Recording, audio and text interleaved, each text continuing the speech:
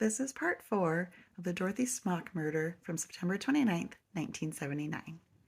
The last suspicious person from the Dorothy Smock case file was a juvenile at the time of the murder.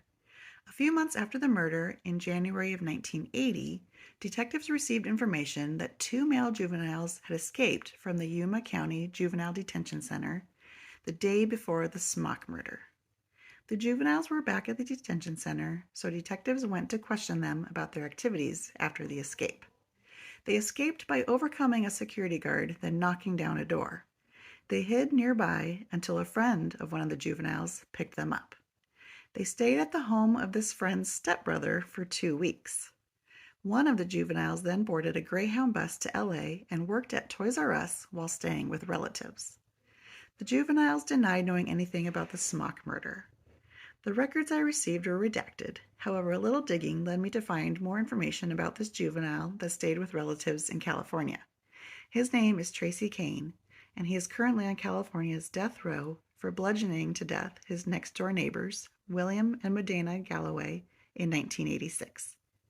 In 1986, just 7 years after the Smock murder, Kane ran out of money and broke into his neighbor's house because they were known to keep large sums of cash.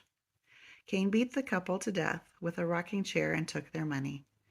Kane's history of violence, such as in the Yuma Juvenile Detention Center escape, was brought up during his murder trial, with the guard that he assaulted testifying against him. It should be noted that the records I received did not indicate he was a long-term suspect in the Smock murder. Although both crimes appeared to have a burglary motive, the murders were committed in entirely different ways.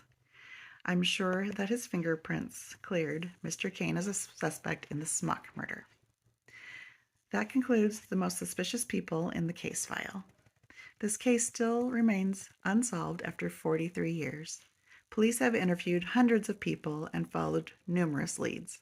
Police even worked on a tip that Mrs. Smock once disciplined children in her class by taping their mouths shut.